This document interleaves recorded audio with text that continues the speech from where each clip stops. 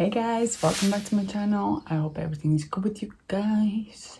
So, today I'm going to be reacting to the song that I have seen being mentioned in so many comments. And today, finally, I'm doing the reaction to this song. And it's for you guys. So today I'm going to be reacting to Supertramp, the Lyrical song, live in Paris in 1979. So if you want to see my reaction, then please keep on watching. Comment ça va? Jolly good. We're very happy to play in Paris. It's very good. Tell you something about Paris. Makes me feel very logical.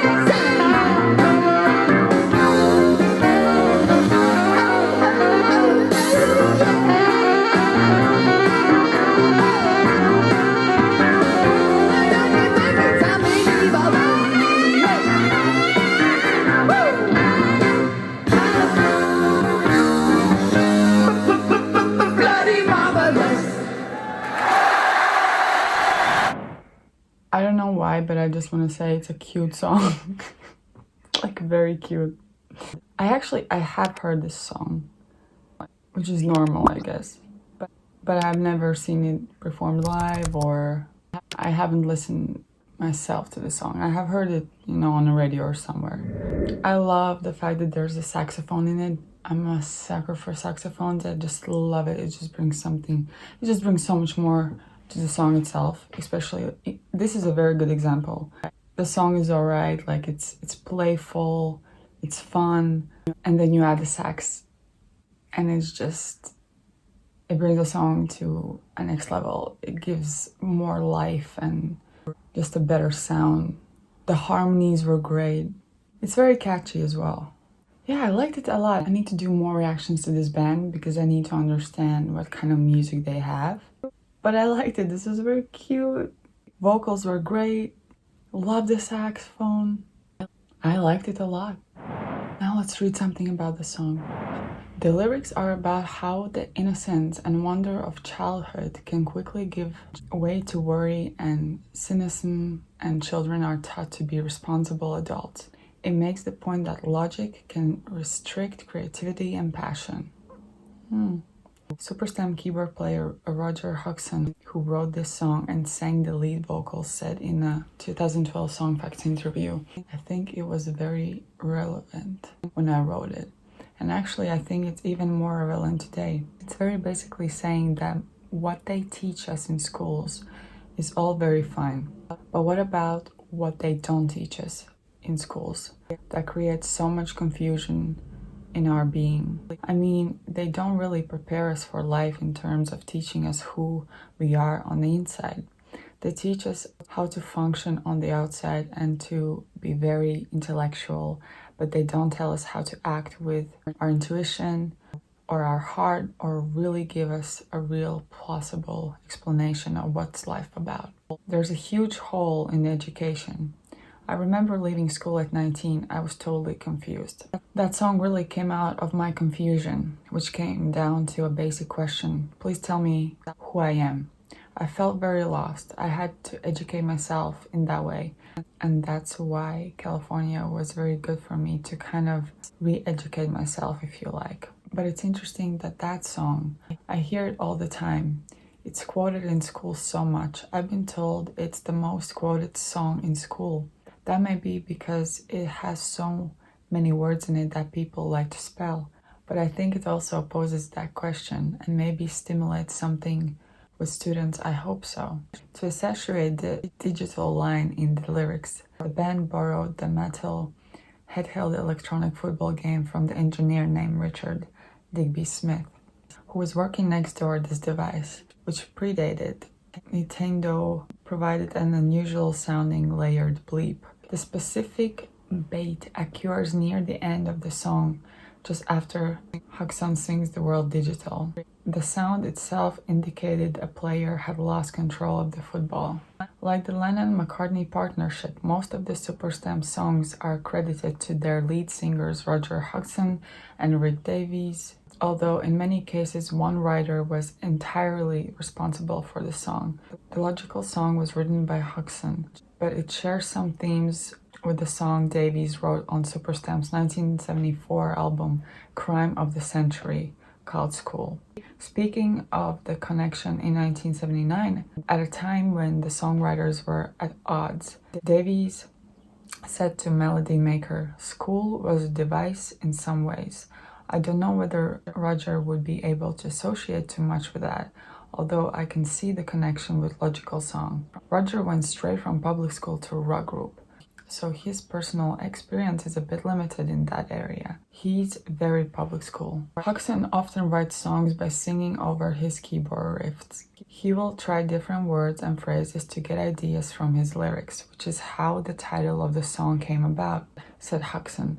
From singing absolute nonsense, a line will pop up that suddenly makes sense, then another one, and so on.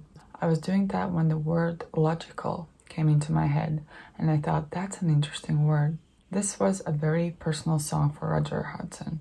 He would work on the song during sound checks and completed it long before bringing it to the band, said Roger.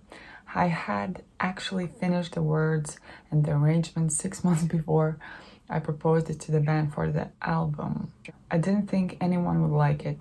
Interestingly enough, this song has the distinction of being one of the most quoted lyrics in schools. Like another famous song from 1979, Another Brick in the Wall, Part 2. That song rails against English schooling. What's missing at school is, for me, the loudest thing. Hudson said, "We are taught to function outwardly, but we are not taught who we are inwardly and what really the true purpose of life is. The natural awe and wonder, the thirst and enthusiasm and joy of life that young children have, it gets lost. It gets beaten out of them in a way." I said the song was cute, and now I'm, you know, after reading all of this, it's so much more than that. And it's very true. I think the things that school teaches us they don't prepare us for real life, like he's saying. The school system is more about keeping everyone in lines and making everyone think in the same way, and that creates the fact that children start to lose creativity and they're not thinking how they would like to think, because schools are making you think the way they want you to think. And I lived it, I know. I remember from my own experience, if in literature it's supposed to be creative, you're supposed to have your own perspective on things. And when I said my perspective, being creative and thinking out of boxes, you know, how I interpreted the story or whatever we were doing, I told my perspective and she told me I was wrong. How can I be wrong? We're talking about creative space, we're talking about our imaginations. And I was so pissed. I remember I was telling her, you cannot be wrong in this subject. It's not math. 2 + 2 is 4, yes. But in literature, it's so different. And yeah, they take that away from you, and it's so real. It's so real, and I can relate to that. So, wow. Yeah, this changed the whole thing for me. I agree with that. I love what the song is about because it's so real and so many people are affected by that. And we need to change the school system in all the countries. It doesn't matter where you live. I know that the school system is beating the creativity out of you, makes everyone think the same. Don't let that happen. Listen to me. Don't let that happen. I really like the song. I love so much what the song is about and the meaning of it. Wonderful. Please let me know down below to which other Supertramp song should I do a reaction on next.